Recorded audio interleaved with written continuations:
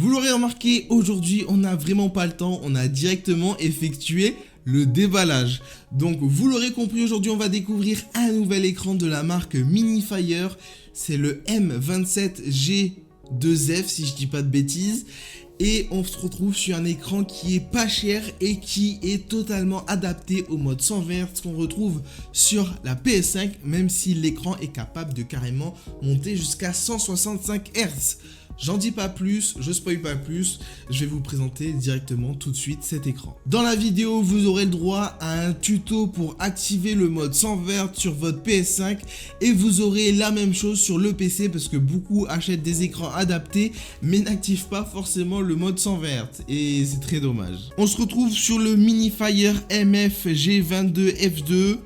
C'est un écran de 27 pouces avec une dalle IPS. On a un design épuré avec des bords fins. Sur le bas de l'écran, on a une bande en plastique avec un effet métal brossé. Au milieu, on retrouve le logo Minifire. Et sur la droite, on a une LED. À l'arrière, on retrouve 4 trous pour pouvoir fixer l'écran à des fixations en norme VESA 75 par 75. Plus bas, on retrouvera le bouton on-off et un joystick pour naviguer dans les menus. On a deux ports HDMI 2.0, un DisplayPort 1.4, une sortie casque en jack 3.5 et l'entrée pour l'alimentation. Le tout est posé sur son pied en métal. Je l'ai dit, mais je préfère le répéter, la dalle est en IPS 27 pouces, Full HD 1080p. Avec une fréquence de rafraîchissement de 165 Hz, on a un temps de réponse de 1 ms. L'écran est compatible AMD FreeSync HDR avec une luminosité de 300 nits. J'ai été bluffé par la qualité générale de l'écran, les images sont vraiment belles. En plus d'être belles, elles sont nettes pour du Full HD, on a un bon rendu avec un beau contraste, de belles couleurs et une bonne luminosité qui est plus que satisfaisante. Un point déjà à noter, c'est que malgré ses 300 nits, il a réussi à être plus lumineux que mon BenQ qui est censé faire 400 nits. L'écran est totalement adapté au gaming et je me suis régalé. J'ai testé des jeux à histoire comme Spider-Man et ça fonctionne vraiment bien. On a une belle restitution des images et c'est vraiment plaisant de jouer sur cet écran. Mais vous kifferez tout autant jouer à des jeux tryhard comme personnellement j'ai l'habitude de jouer. J'ai testé Fortnite, Warzone, Rocket League, enfin une multitude de jeux et je me suis régalé. Alors vous vous en doutez bien, je vous ai filmé tout ça, mais le rendu de l'image n'est pas du tout représentatif de ce que donne en réalité cet écran. L'image est beaucoup plus belle, on n'a pas du tout ce rendu là, mais je tenais quand même à vous faire quelques images. Ça se ressent directement quand on est en jeu, la fluidité, il n'y a rien à dire quand on peut jouer en 144, 165 ou même 120 Hz sur PS5, c'est juste agréable. On a un bon temps de réponse, on sent la fluidité directement, il n'y a aucun temps de latence ou de gênance dans l'image. Franchement, je suis satisfait en termes de gaming. Maintenant, il excelle dans le gaming, mais je vous l'avoue, il sera un peu moins performant pour du multimédia, regarder des films et des séries. Vous attendez pas à avoir un noir profond. On n'est pas sur de l'OLED, du mini LED ou du QLED. Là, on se retrouve quand même sur une dalle IPS, donc c'est un écran destiné pour jouer, donc la case est validée, ça a été coché à ce niveau-là. Maintenant, multimédia, on aura des belles images, on aura un beau noir, mais on n'aura pas un noir profond. Si vous vous mettez par exemple dans une pièce plongée dans le noir et que dans la scène du film, il fait complètement noir, vous remarquerez directement le rétro-éclairage derrière. Une chose qui est assez récurrente sur les écrans PC quand ils sont plongés généralement dans le noir, c'est les fuites de lumière et celui-ci en a quelques-unes, mais encore une fois ce qui m'a étonné, c'est qu'il en a beaucoup moins que mon écran BenQ. Sur les images que vous voyez actuellement, mon BenQ est à droite. Je le répète encore une fois, mais il coûte le double du prix et il a beaucoup plus de fuites de lumière. Donc là, pour la moitié du prix, on a un bon rendu. Pour avoir la meilleure expérience possible, il faudra rester en face de l'écran. Les angles de vision sont limités. Quand on va commencer à regarder sur le côté, on aura une perte en termes de contraste. L'image va s'assombrir, on aura une image beaucoup plus fade et qui perdra en couleur. les angles de vision ne sont pas bons sur cet écran. On a un menu complet. Dans le premier volet, on pourra régler la luminosité, le contraste, la profondeur des noirs, la netteté et activer ou non le mode HDR. Dans le second volet, on aura plusieurs modes d'image différentes. On pourra régler le gamma, réduire les lumières bleues et régler les couleurs. On aura un mode jeu, on pourra afficher un viseur au milieu de l'écran. On a plusieurs viseurs disponibles.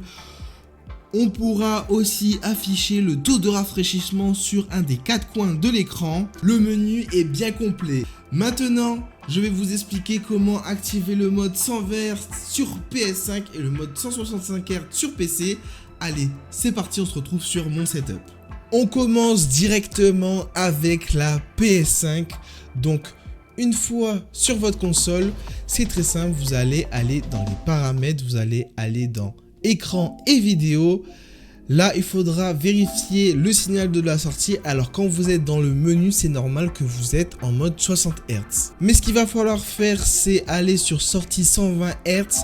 Normalement, c'est désactivé d'origine et là, il faudra l'activer. Ensuite, c'est pas la dernière chose à faire car c'est pas parce que vous faites cette option que ça va forcément fonctionner. Par exemple, si je lance Rocket League, ça va fonctionner parfaitement. Je vais d'abord avoir un écran noir. Après l'écran noir, là, je sais que la console est passée en 120 fps. On va vérifier dans les paramètres. Donc, écran et vidéo, sortie vidéo, le signal, voilà. Je suis en 1080p 120 Hz. Mais il y a certains jeux où ça ne va pas se faire automatiquement. Il faudra manuellement se rendre dans les paramètres du jeu et activer le mode 120 Hz. Je sais que par exemple ça le fait sur Warzone juste ici et ça le fait aussi sur Fortnite. Par exemple ici on a la fréquence de rafraîchissement en 120 Hz et de base c'est pareil, là il y a marqué avec mais de base c'est écrit sans, donc il faut absolument l'activer. Sur PC c'est la même histoire, que vous soyez sur Windows 10 ou que vous soyez sur Windows 11, il faudra se rendre sur votre bureau. Une fois ceci fait, vous allez sur le paramètre d'affichage, vous descendez tout en bas, vous faites paramètres avancés de l'écran. Là, moi, je suis en 165 Hz parce que je l'ai mis, mais de base, vous serez en 60 Hz. Je vais maintenant passer au prix de cet écran. D'habitude, c'est quelque chose qui fâche en général, des fois les prix. Et là, cette fois-ci, pas du tout. Pour ce qu'il propose, il est vraiment pas cher. On le retrouve environ à 140 € sur Amazon. Dans tous les cas, si ça vous intéresse et vous voulez jeter un coup d'œil, vous pouvez regarder le lien que j'ai mis dans la description. Souvent, le prix peut varier. Allez, on est parti pour enchaîner sur tous les points faibles. Le premier point faible, c'est qu'il n'a pas de haut-parleur. Le deuxième point faible, c'est la sortie jack 3.5. On a un son qui manque de grave de basse et le volume sera vraiment faible. Il est possible de régler l'inclinaison, mais malheureusement pas la hauteur de l'écran. Le joystick pour naviguer dans le menu n'est pas assez intuitif, c'est compliqué à prendre en main au début.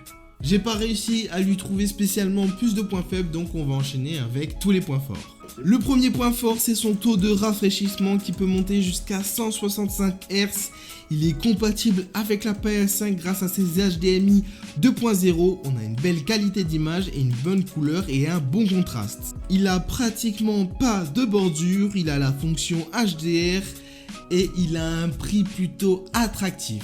Maintenant, je vous laisse vous faire votre propre avis. Vous l'imaginez bien, toutes les images que vous avez vues sur l'écran ne sont pas représentatifs à 100% de ce qu'on peut voir dans la réalité, de sa réelle qualité. Maintenant, il a ses qualités et ses défauts, il n'est pas parfait, mais pour le prix, ça laisse réfléchir. Moi, personnellement, il m'a conquis, je vais le garder dans mon setup. Je vais enlever mon écran Samsung que j'avais précédemment et je vais garder celui-ci qui sera collé à mon BenQ. Si jamais vous cherchez d'autres écrans totalement adaptés à la PS5, même qui peut faire du 4K 120 Hz et les écrans pas chers totalement adaptés pour la PS5, je vous invite à regarder le commentaire épinglé sous cette vidéo. J'ai réalisé un top 5 des meilleurs écrans adaptés à la PS5, donc foncez. En tout cas, j'espère que cette vidéo vous aura plu. Si c'est le cas, n'hésitez pas à lâcher le petit pouce bleu, vous abonner si ce n'est pas encore fait. On se retrouve pour d'autres vidéos et moi je vous dis à plus les votes.